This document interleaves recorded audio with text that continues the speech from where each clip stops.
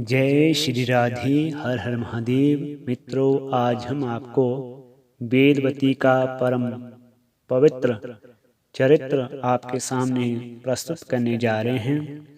बृहस्पति जी की पौत्री व महर्षि कुशध्वज की कन्या वेदवती सर्वोत्तम गुण संपन्न और सुशील कन्या थी।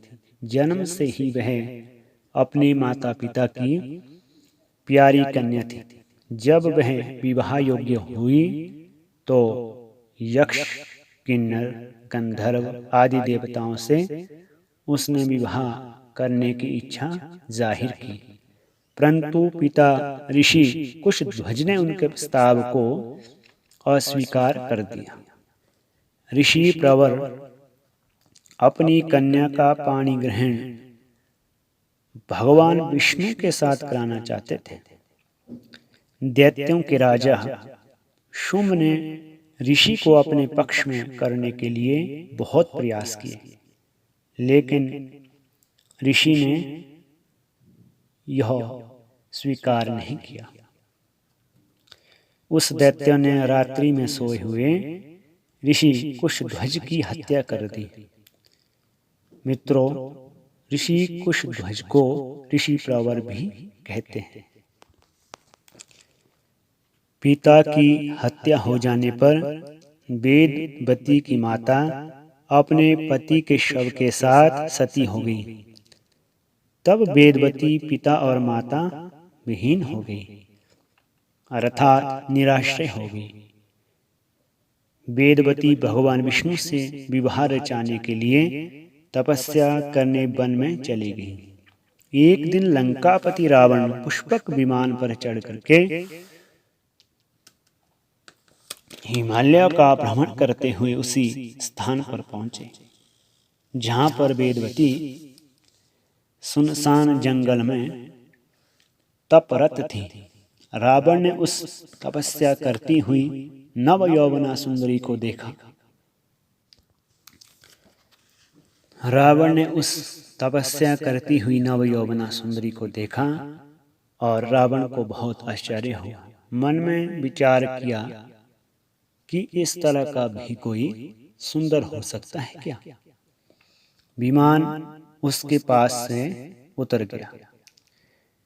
विमानस्थ रावण ने तपोदूता देववती से पूछा, भद्रे, तुम कौन हो? किसकी कन्या हो? तुम्हारा पति कौन है? तुम्हें इस घनघोर वन में रह करके तपस्या करना उचित नहीं जान पड़ता। क्या चाहते हो? विस्तार से बताओ। रावण की ओर देखते हुए वेदवती ने आचमन किया। आगत अतिथि का यथोचित सत्कार करने के बाद बोली, अतिथि देव, मैं एक ऋषि कन्या हूँ। मेरे पिता मुझे भगवान विष्णु को सौंपना चाहते थे। उन्हें अपना जामाता बनाना चाहते थे। बीच में दैत्यराज शुंभ ने सोते समय उनका वध कर दिया और पिता की मृत्यु हो जाने पर मेरी माता पति के शव के साथ सती हो गई। मैं अकेली पड़ गई। मैं अब भगवान विष्णु को पति के रूप में वर्ण करने के लिए घोर आराधना और तपस्या कर रही हूँ, और कृपया आप अपना परिचय दें। आप कौन हैं? कहाँ के रहने वाले हैं? यहाँ क्यों आए हैं?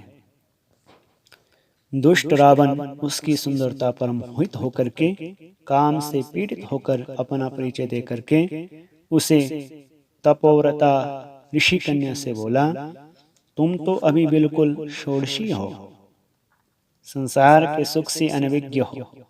तुम्हें इस अवस्था में तपस्या करने के लिए किसने सलाह दी? तुम मेरी अर्धांगिनी होने के लिए सर्वथा योग्य हो। विष्णु तो मेरे सामने कुछ भी नहीं है। उठो, मेरे इस विमान में बैठो। चलो, मैं तुम्हें अपनी पटरानी बनाता हूँ। मैं विश्व विजेता रावण हूँ। रावण की दुष्टपूर्ण बातें सुनकर के वेदवती ने कहा, लंकेश, ऐसी बातें ना करो, अपने रास्ते जाओ। तुम्हारी बातें दुष्टतापूर्ण है। तुम ऋषि कन्या की बात क्या समझोगे? रावण वास्तव में दुष्ट भी था और पापी भी था।